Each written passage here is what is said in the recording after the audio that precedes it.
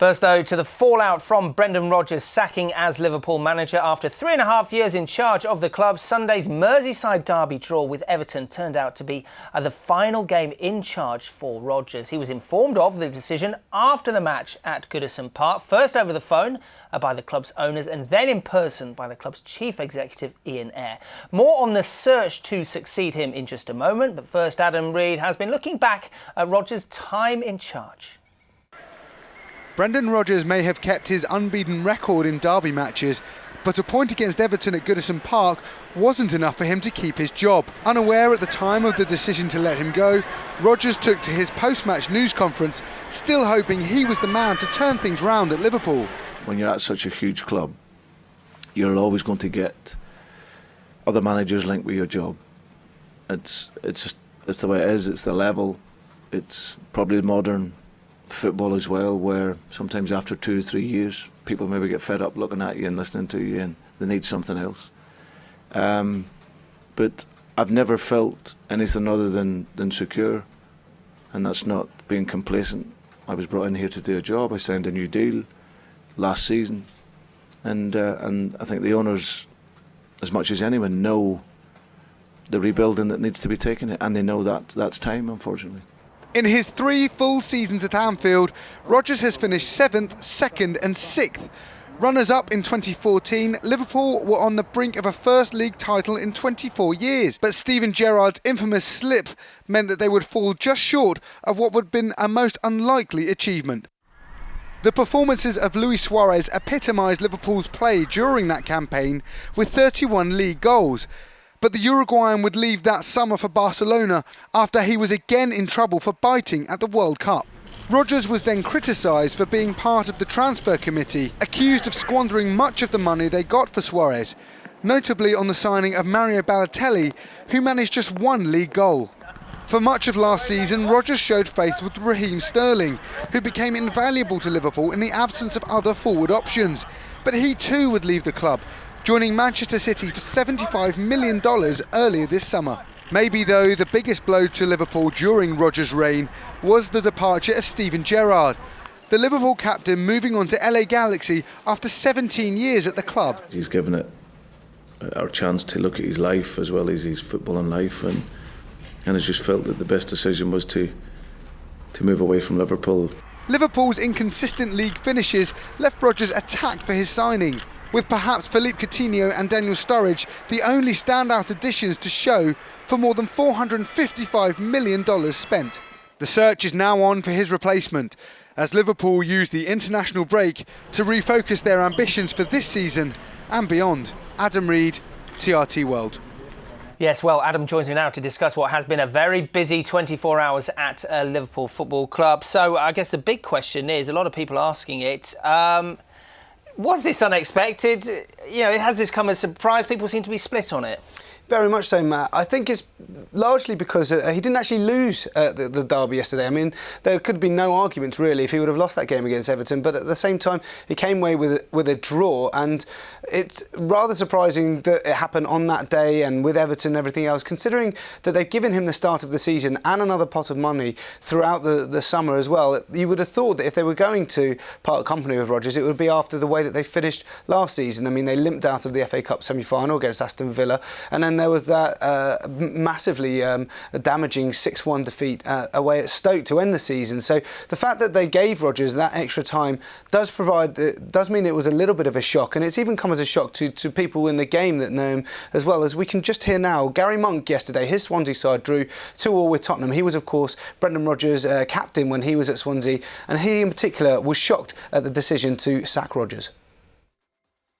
He's a top manager. I learned so much from my time with him, and especially about this side of it, about the management side of it, and he's the one that gave me the in-depth insight into how that works, and he's been so supportive to me in this, and he's a top man as well, you know, and a great person and a top manager. So like I said, I'm very surprised with that decision. It doesn't make sense to me. He was very unlucky not to win the Premiership. He was the closest certainly to win the Premiership of all the managers who have been working for the club, and but that's the way it goes now, and I wish him good luck.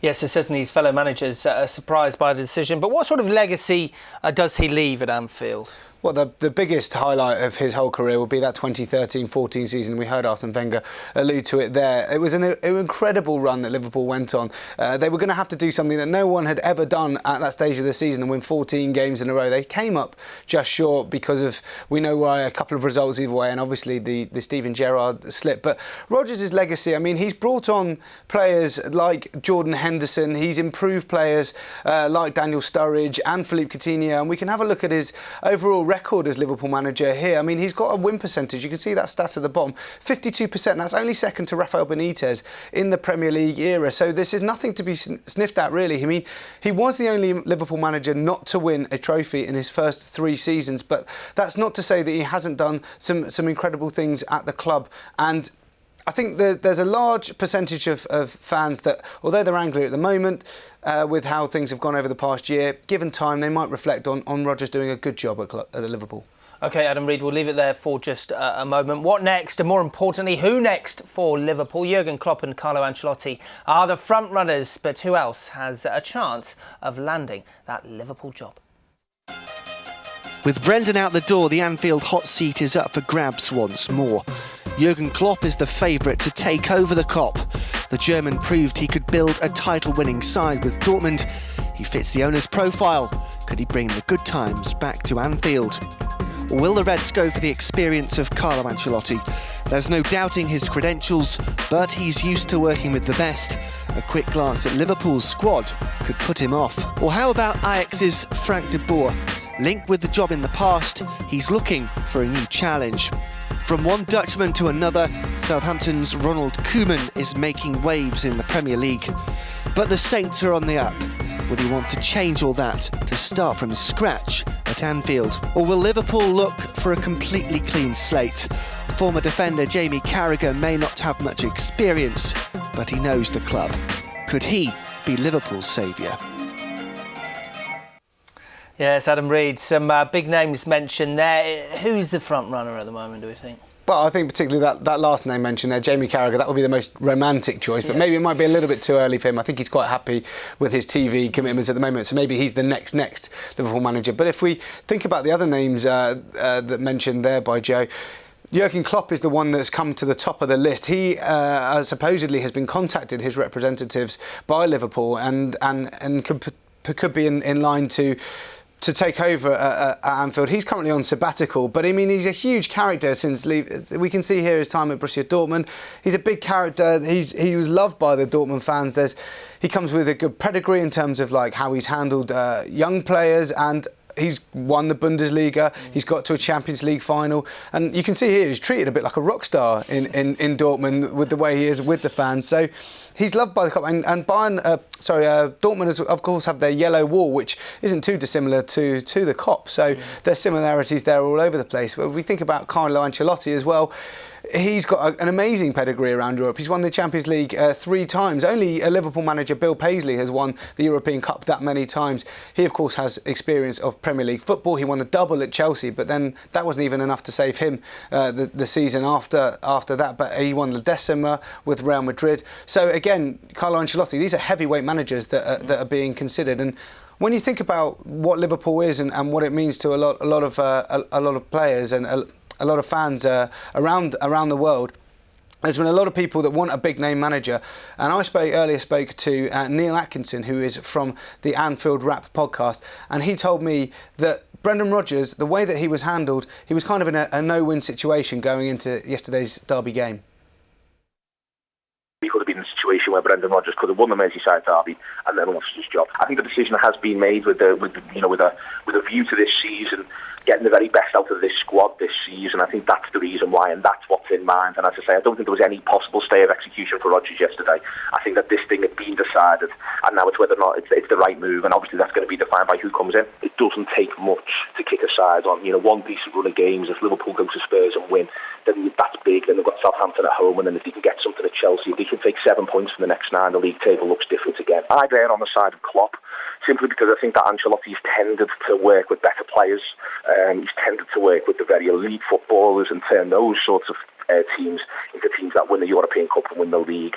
I think Liverpool's players at the moment are possibly in areas one rung beneath that, and I think that they could do with a galvanising force and someone to build over 2 seasons perhaps. If you've got goals in a team, and in Sturridge and Benteke especially, Liverpool should feel as though they've got goals. If you've got goals in a team, anything's possible. And the new manager who comes in should be saying that day one. And if you've got goals in a side that's performing well, then anything's possible. So I don't think there's any sort of great, it'll be 5 years before Liverpool win a league again. Liverpool could win a league this year. They could win the league next year. It's about riding out, creating momentum, riding it out. And if you do that, anything's possible.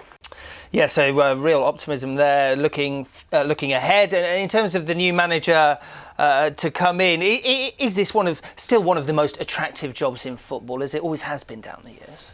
You've got to imagine that this is still a big deal to managers, and if you want to manage in England, there's a few clubs that you want to come to, and I think Liverpool is still considered one of those clubs. And if we look at the Premier League table, as Neil Atkinson was just alluding to there, Liverpool are only 6 points off the top of the league going into this international break. So it's a huge opportunity for any manager coming into Liverpool. So whether it's Klopp, Ancelotti or any other name that could be mentioned, Liverpool is an appealing job, and well, at the very least, top 4 is still very much on for whoever takes the job. Whoever takes on the job, indeed. We'll find out in the next few days. Adam Reid, many thanks indeed.